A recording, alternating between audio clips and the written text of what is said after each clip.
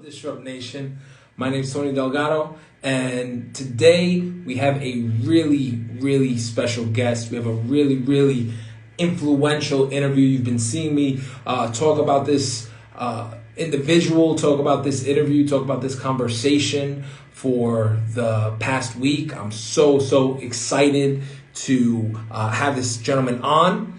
So yeah, man, I'm super excited, super pumped.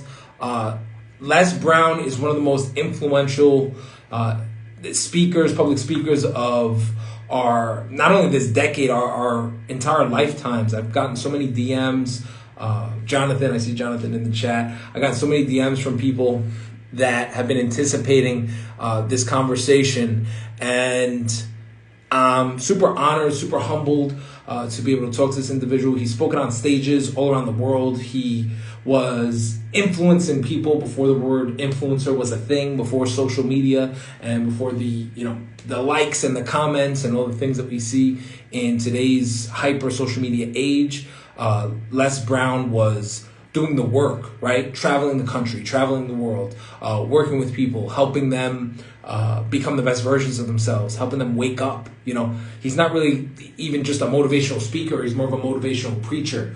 And he's got into not only his own community, but other people's communities all around the world, spoken on stages, 80,000 plus stadiums filled with people, and been able to change so many lives all around the world. So I'm really excited for this conversation. I'm really humbled and honored to be able to share his message with our audience. The world is changing, right? The world's changed a lot in the past decade. The world's changed a lot really in the past year.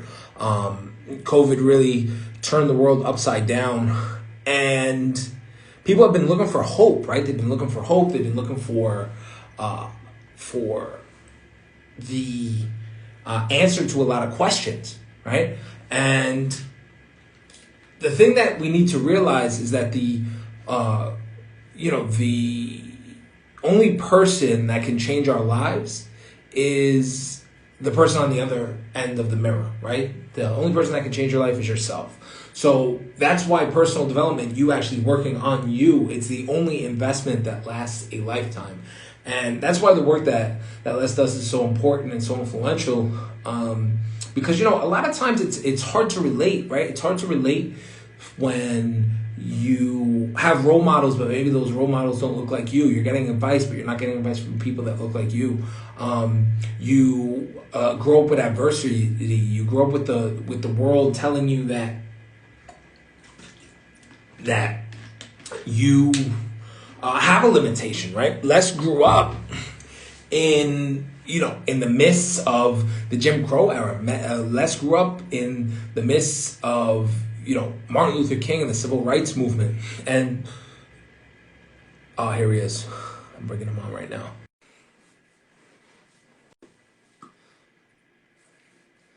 It's connecting. Les Brown, my brother. Hello, how are you? I'm good, my friend. Thank you so much for doing this. I'm so excited to have this conversation. Oh my God! When I first announced this, I got so many DMs, and people are so excited for you to share your message. You've been so influential from generations and generations, literally impacted people's lives all around the world, man. So thank you so much for doing this. Well, I want to thank you for who you are and the impact that you're making in millions of people's lives. This is a time that we need voices of hope like yours, and sharing ideas, strategies, and experiences that people have that can help those that are struggling now what to do in order to make it in and out of the pandemic. So thank you for your standing up and being a transformation. Thank you, my brother. Thank you. That's the thing that people need to realize, is that the change in the world, the change in the universe, it can be you, right? You can choose. You don't have to be elected. You don't need anyone else to choose for you to stand up. It can be you to wake up in the morning and choose that you want to be the change that you want to see in the universe. And so when I moved down to Puerto Rico, that's what I did. Hurricane Maria struck the island of Puerto Rico. People told me to wait for the government to help. And I said, no, I'm going to call all my crazy entrepreneur friends and we're going to go to Puerto Rico and we're going to make the impact that we can, right? And nobody chose us. No one elected us, right? We had to choose ourselves. So I want to talk a little bit about you and your career, because your career has amassed so many different decades, so many different changes in culture, so many different changes in what civilization just looks like. It looks a lot different than when you started your career. But you have not changed, my friend. From me following your career my entire life, my young life, you haven't changed. You've been the same. So how, you've been an influencer before social media. You've been able to influence and impact people's lives all around the world. So my question to you is, what does the word influencer mean to you? It's really doing what it is you're doing. You have decided. We make decisions, and our decisions have some impact. And you've made a decision, I want my life to count. That's what influencers do. You've decided that you want to live a life that outlives you. Horace Mann said we should be ashamed to die until we've made some major contribution to humankind. So when we look at where we are, evil prevails when good men and women do nothing. And like you said, there's no excuse for not living a life that matters, living a life that counts. All of us can do something. And this platform, the internet, it eliminates geography. We've gone from brick and mortar to click and order. And so it gives everybody a chance to amplify their voice beyond their local community and their city and their state, nationally and globally. That's never been available to us before. And now we have this platform, and it's being used primarily for entertainment, for old boxing matches or football games, all right? And there's nothing wrong with that, but we need more people who will have a level of consciousness that you're showing up with that said, hey, I believe it can be used for entertainment, but can also be used to empower people, to educate people, to heighten the level of awareness, to let people know that the adversities that they are facing, that they are stronger than that, that they can turn those adversities to their advantage. That's what you do when you speak, when people hear you, when you interview guests. You disrupt their self-explanatory style. You distract, dispute, and inspire. You distract them from just focusing on their problems, because where focus goes, energy goes. And through your ongoing process of interviewing people and your knowledge and your experiences of what you've gone through, you dismantle their current belief system that says, I can't make it, this is too much. And you inspire them to make a decision to take their lives in another direction. We make decisions, and our decisions make us. Come on now, talk to me. Well, and that's the thing. Everyone is just one decision away from changing their entire lives. So when we came down to Puerto Rico, we started hosting in-person events, pre-COVID, obviously. And we started getting people down here and showing them what's possible. And then we started bringing locals from the University of Puerto Rico and getting them in the same room and giving them scholarships to come to the event for free so that they could see what was happening, right? And one of the problems that we have in Puerto Rico is our biggest export, it's not mangoes, it's not bananas, it's not any physical good, it's actually our people. Our smartest people, they go to the university, they get educated, and then they leave to the mainland, because we're all citizens here in Puerto Rico, they go to the United States and they go to look for jobs and new opportunities. So our biggest export is our smartest and most intelligent people. And some incredible people have came back and given back to the island. But then, and at the same time, we have these tech millionaires who are moving to Puerto Rico because it's beautiful and the internet's great and there's some tax incentives for them to move down here, right? So we have, an exodus of our own people leaving and then an influx of new people coming in, right? So we started creating these events because we want to show them, hey, look what's possible. Look at what's able to be created right here in Puerto Rico. You don't have to leave anymore. Like you were saying earlier, the digital economy. You can do business with everyone in the world and stay right here, right? The same internet connection that we're using to do this interview, you can use to impact people and do business with people all around the world. Yes. And what we have the opportunity to do now is let them know where you're standing is holy ground. And the reason I say that is because the computer eliminates geography. They can do the work in the United States or any country in the world and never have to leave where they are right now. And so when you begin to think about legacy, what will my legacy be? Focusing on living a legendary life so that you can leave a legacy, so that you can live a life that will count. You want to make an impact where you are. And evil prevails when good men and women do nothing. And so I remember something that Bob Marley said when he was interviewed after doing a concert, and he had been in a dispute and he was wounded from a gunshot wound. And the reporter asked him, why would you do this concert in Jamaica and you could have canceled and taken a day off? And he said something I'll never forget. He said, people who are doing evil in the world don't take a day off. Why should I? So he was intent on providing a concert, and he had messages in his songs that he wanted to lift people up. And he was determined to do that. And sometimes we have to be willing to look beyond ourselves, be willing to make the sacrifice, be willing to take a stand. I had a saying when I was in radio, stand up for what you believe in, because you can fall for anything. And now more than ever, we have to create just what you and I are now doing.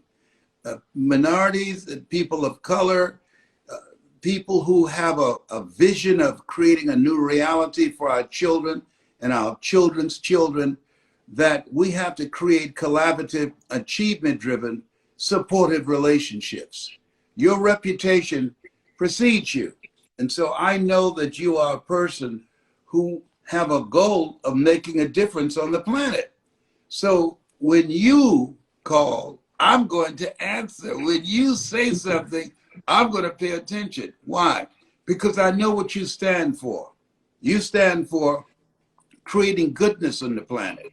You stand for being courageous enough to do what you can where you are with what you have to make a difference in the people in Puerto Rico. That's major, because a lot of people, they sit around and they are either making something happen or watching something happen, or they don't know what happened. But you made a conscious decision. I'm going to make things happen for the greater good. You're involved in the greater work. You have answered the call on your life. I believe that as much as you have chosen this path, and I really believe this with all my heart and soul, I'm adopted, as you're aware, and I just discovered my birth family at 76. Wow. But as much as you have chosen this path, I now know there are certain people who were chosen, and you answered the call. You were chosen to do this work. And you have what I call the can't helps it. Well, you just can't help yourself. you understand the greatest among you will be your servant. You got the can't helps it. Absolutely. Well, one of the things that's incredible that I realized recently is when I'm out in the universe, how important each and every member of the Latino community is. Because whether we like it or not, if I go out and I act a fool, if I go out and I, get into a fight in public or curse, or if I don't act professional in public, I'm not only making myself look bad, I'm making every single other Puerto Rican look bad. They're going to say, oh, that's those Puerto Ricans. That's what they do.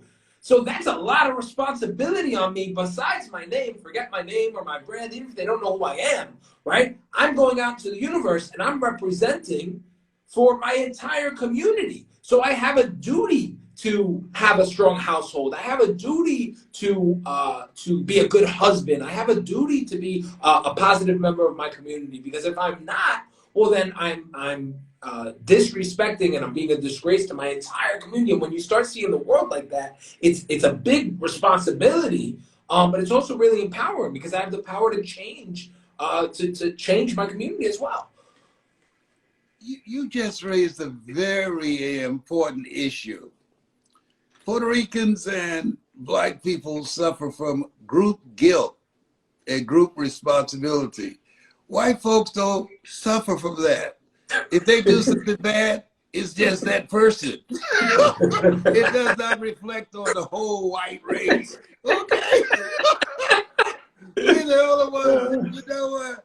I don't want to make my family look bad. I got a good family name. You know, Abraham, you know, God said to him, I'll make your name great. So I want to make a great name for my family.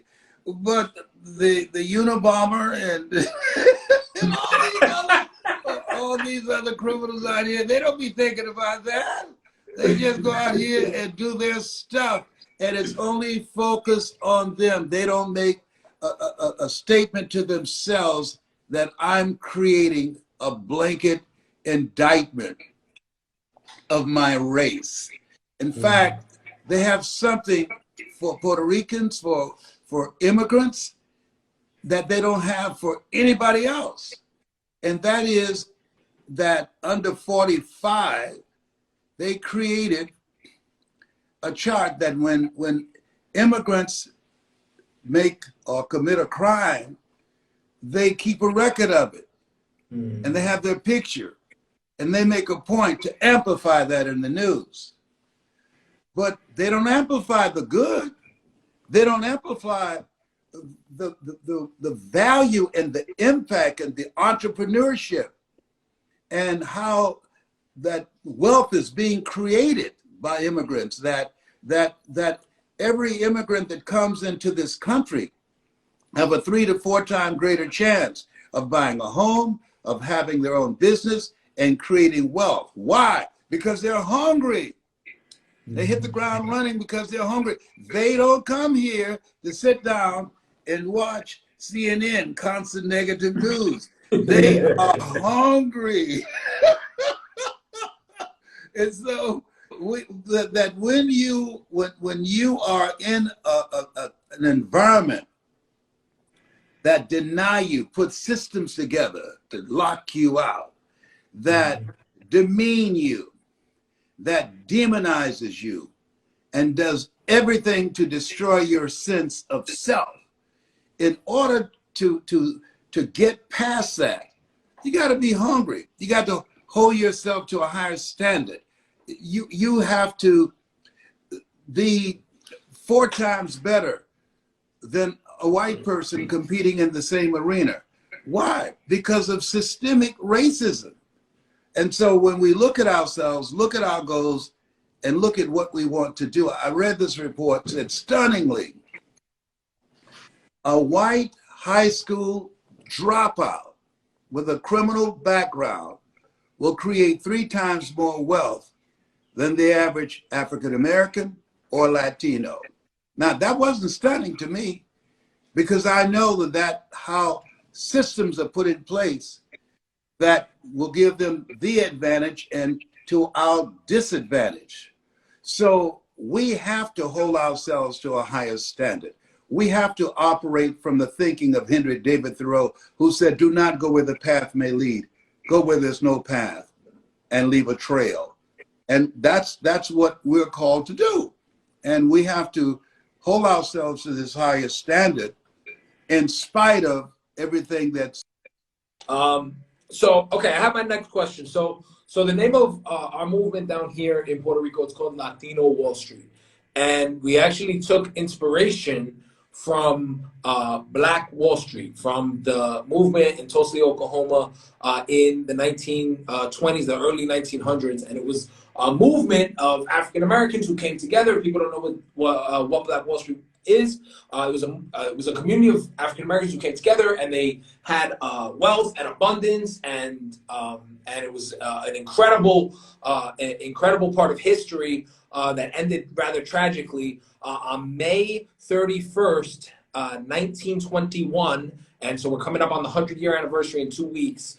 Tulsa, Oklahoma was massacred. Over 100 people died due to systemic racism in the United States, and that community was destroyed. But it was an amazing community. It's so inspiring. I didn't base the name on the tragic ending. We based the name on the amazing beginning and what the potential is to create new coalitions 100 years later.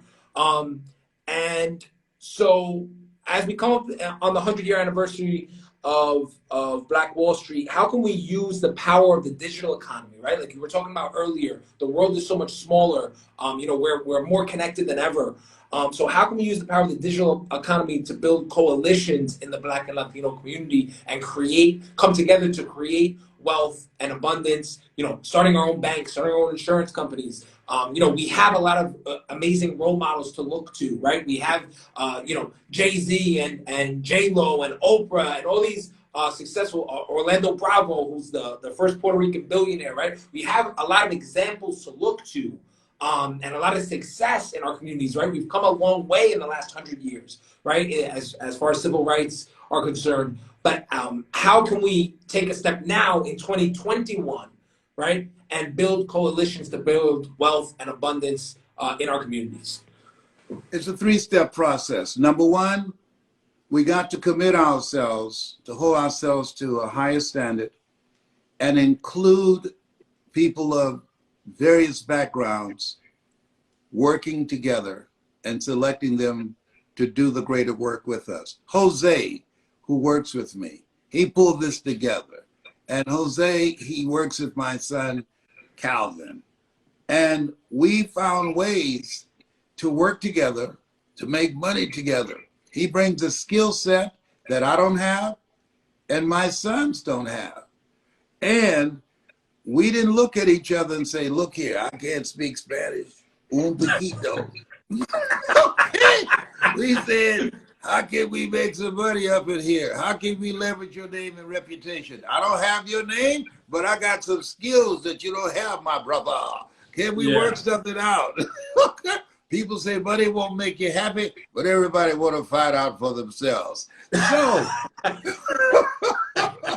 So diversity wins. At the end of the day, the question is, do you really want to win? The people who want to win understand that we want to be global and diverse and inclusive in our thinking and building a team of people who bring skill sets, knowledge, contacts, and relationships that we don't have. It's called relationship currency.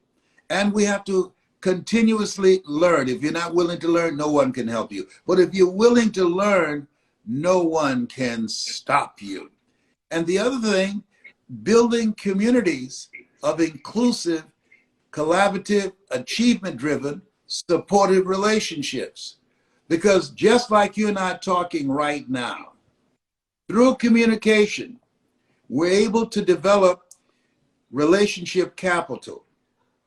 And you give me access right now to an audience that I don't have without you. And I, interviewing you with your product, with your business, I give you access to an audience that you don't have.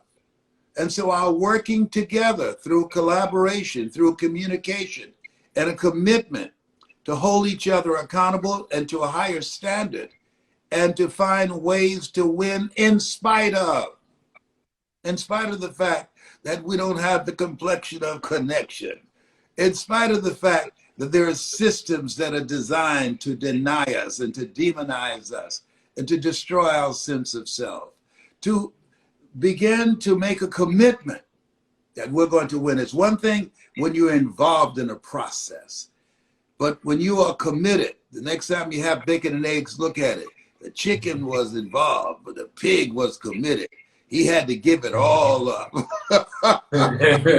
So we have to hold ourselves to a higher standard, and we have to go all out to make our mark and be able to do market takeaways, take no prisoners, and eat the wounded and start at the ears like Mike Tyson. No, I love that. I see a lot of people in the comments that are saying, like Afro Latinos, where are all the Afro Latinos at?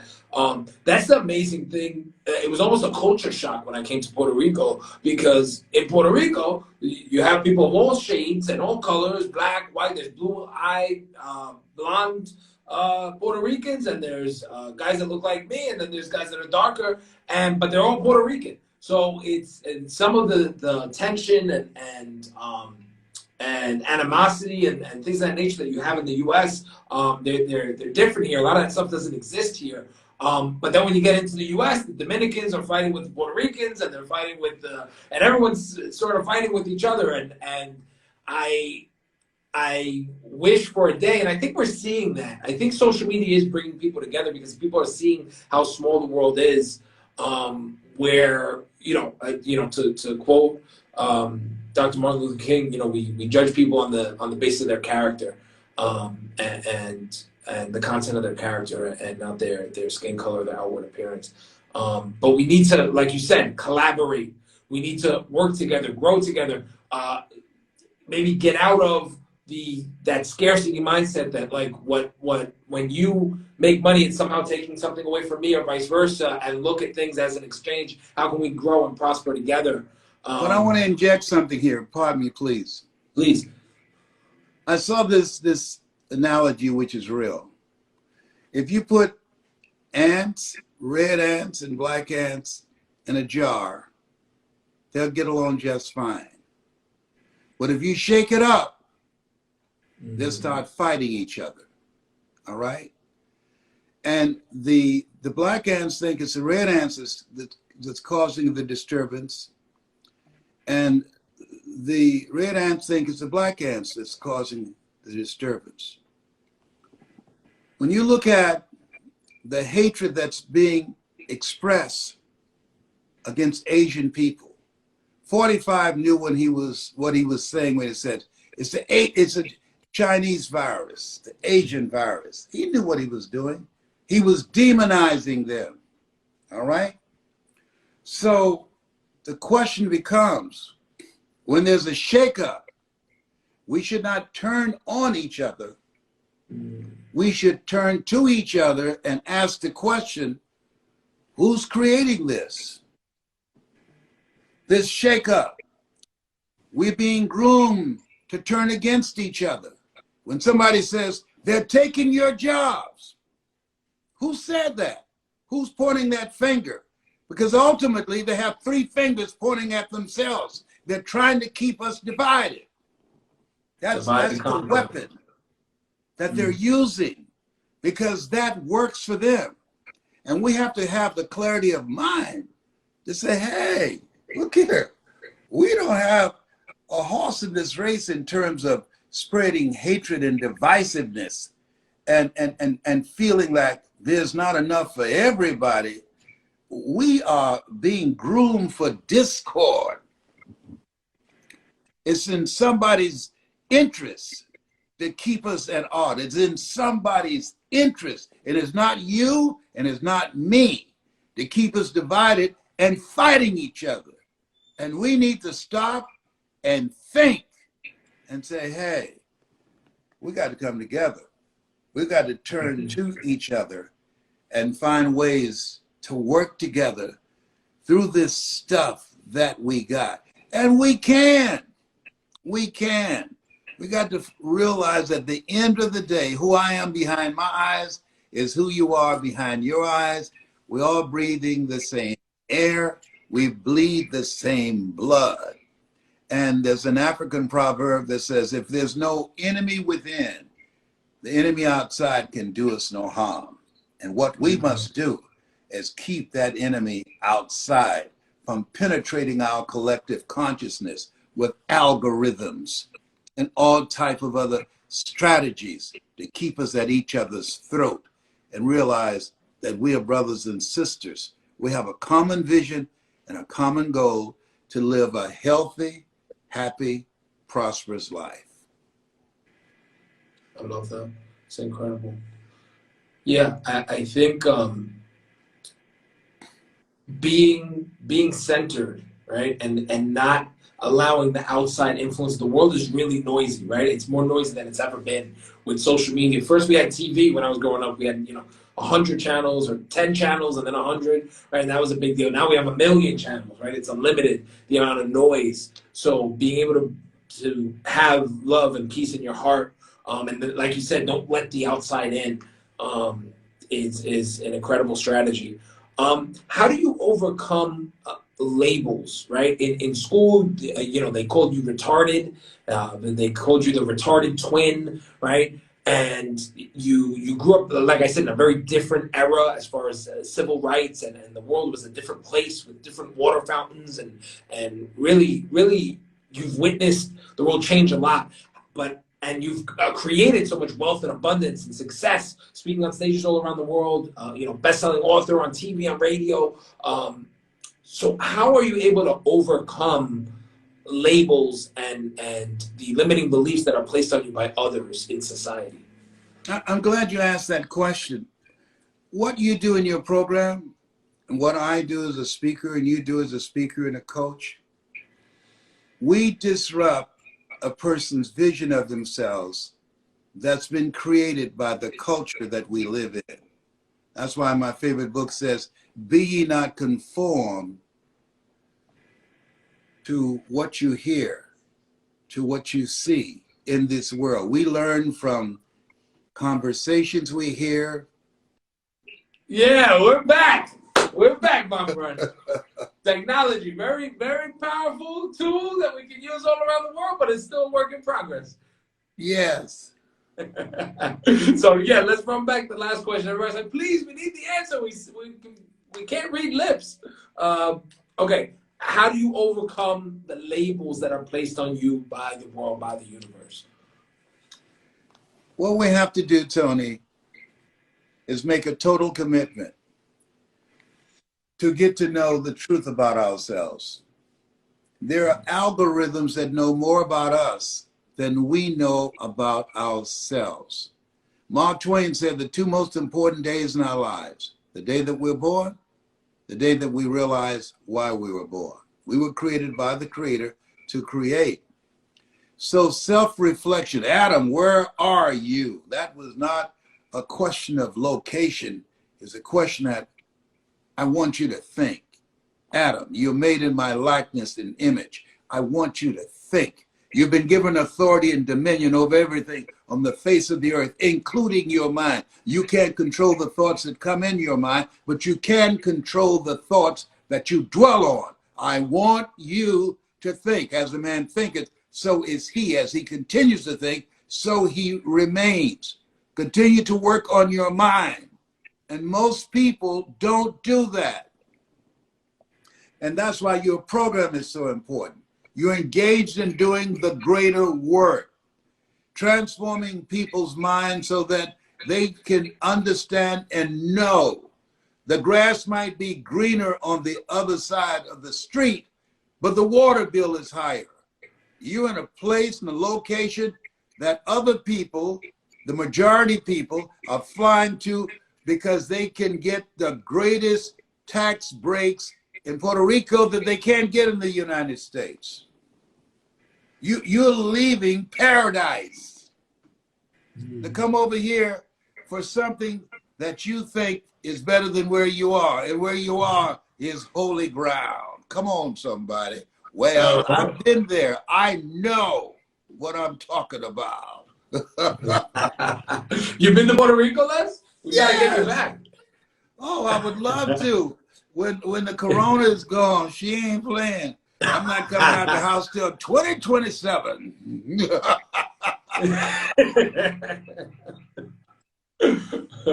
Well, you've overcome something even more incredible than Corona. You overcame cancer, and I think you've took it Fourth stage cancer. Fourth stage, yes. In fact, I beat cancer's butt so badly the cancer rate in my neighborhood dropped by 97%. Oh man. So I want to ask you a little bit about how were you able to do it? How were you able to do it and stay so positive and keep working and keep creating? You know, I had a very good doctor. He said, Mr. Brown, something I got to tell you. I said, what is it? He said, you have prostate cancer. I said, is there anything else? He said, fourth stage. It's manifests itself in the T1, T2, 3, 4, 5, and 7 vertebrae of your spine. I smiled. He said, why are you smiling? I said, 7 is my lucky number. I'm one of 7 children. I was born February the 17th. Joshua marched around the walls of Jericho 7 times. Naaman dipped himself in the river Jordan 7 times. He looked at the nurse who was there and said, this is a strange one. I said, is there anything else? He said, yes. I said, what is it? He said, you're ugly too. I said, you don't call me ugly, did you? Come on, man, this is serious. He said, yes, but you got this. Listen, I determined the diagnosis. I'm in the position to say to you that my talents, my skills, my knowledge have terminated. But you and God determine the prognosis. And because of how he said that, I didn't deny what was going on, but I became defiant because of how he interrupted that conversation with laughter. I left there with a heart full of faith. Most people in a fearful situation when they are told you have cancer. Cancer is the most feared word in 7 different languages. And many people, when they're faced in a fearful situation, they forget everything and run. They forget greater is he that's in you than he that's in the world. They forget you are more than a conqueror. They forget you have been given authority and dominion over everything, including cancer. They forget everything and run. But there's a small number who face everything and rise because they know that faith not tested can't be trusted. And so I enjoy kicking cancer's butt. It's what I do. Hello, hello, hello, behave, whatever. Oh, that's incredible. If you could go back and talk to the 18-year-old version of yourself and give yourself some advice, what would you tell the younger version of yourself? Start living your dream quickly. Don't worry about what you don't have. It's what you think you need that keeps you from living your dream. What you have is enough. You are enough. I stopped myself for 14 years when I first decided I wanted to speak, when I saw Dr. Martin Luther King Jr. and Malcolm X. And what happened, I said, I don't have a college education. I can't compete with people with PhDs and MBAs. There's nobody on this stage that looks like me. I have the complexion of rejection. And so they're not going to let me in the game. And then my mentor, Mike Williams, he wrote a book called The Road to Your Best Stuff. I wrote the foreword for it. It's a good book to get, The Road to Your Best Stuff. He said, Brownie, he said, all of us are born the same way, dumb, naked, and speechless. He said, you can learn how to do this like them and even better. Find a way to win. Become unstoppable. You got to be hungry. People that are hungry are willing to do the things today others won't do in order to have the things tomorrow others won't have. People that are hungry know you will fail your way to success. People that are hungry believe always strive to get on top in life because it's the bottom that's overcrowded. Got to be hungry, Brownie. Find a way to win. And here I am. And you chose it. You made that decision. Yes, we make decisions and our decisions make us. Absolutely. You're right. That's incredible. All right, Les. Well, I know that we're running low on time. I want to thank you again for giving us your time, your inspiration, your passion. Um, I have one last question that we ask all of our guests, and that is, what does disrupt mean to you? Disruptions. It's a part of life. Disruptions mean we have to transform ourselves. Einstein said that thinking that has brought me this far has created some problems that this thinking can't solve. Disruptions mean we have to throw our net on the other side. That what has got us here can't keep us here, nor take us where we want to go. We are in this position, as Shula said, either expand or you are expendable. We're in this place, what Toffler said, the era of the 3 C's, accelerated change, overwhelming complexity, and tremendous competition. And so we've got to know that we are more than conquerors. We've got to know in our heart of hearts, not our minds, because we've been trained to be logical, practical, and realistic, but in our heart, where your heart is, there your treasure is also. We have to know in our heart that it's not over until we win. And you got to be hungry. I encourage those who listen to you to go on YouTube and see Les Brown speaking in the Georgia Dome before 80,000 white people. First time a black man stood on that stage in the Georgia Dome and gave the speech, "You're not over till you win." And it was a very right-wing conservative group. And I had to come out there and know I'm going to command this audience. But at first, I was intimidated by them. And Mike Williams, my mentor, said, "Brownie, they came to see you. You didn't come to see them. You got this." See, we have to have somebody in our lives that will believe in us until our belief kicks in. And there are a lot of people that when they hear you, your voice is a voice of encouragement. Your voice will fuel their faith and allow their doubts to starve to death. That's my story, and I'm sticking to it. T in Tony stands for total commitment. O stands for own your life. N stands for never give up. And Y stands for say yes to life. That's my story, and I'm sticking to it, my brother.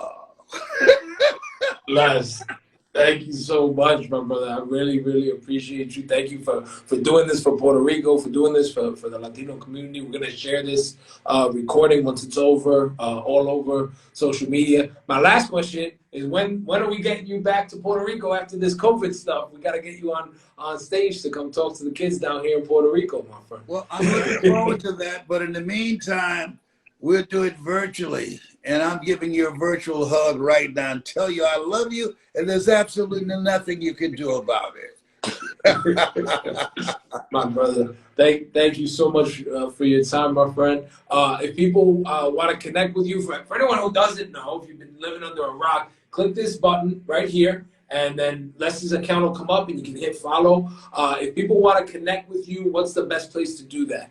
They can go to Les Brown at hungrytospeak.com. Les Brown at hungrytospeak.com. Incredible. Thank you, my brother. I'll talk to you soon. Thank you so much. I appreciate you. Bye for now. What's up, Disrupt Nation? Thank you so much for watching this video. If you found value from this video, I want to ask you for a favor. I want you to hit the like button, but more important than that, I want you to hit share, and I want you to send this video to a friend, a family member, a business partner, and share the value with other people. And if you have any questions for me, please drop them in the comment section below. I do my best to answer all questions personally. And make sure that you smack the subscribe button and turn on the bell so you get notified next time we drop a new video. All right, I'll see you in the next one.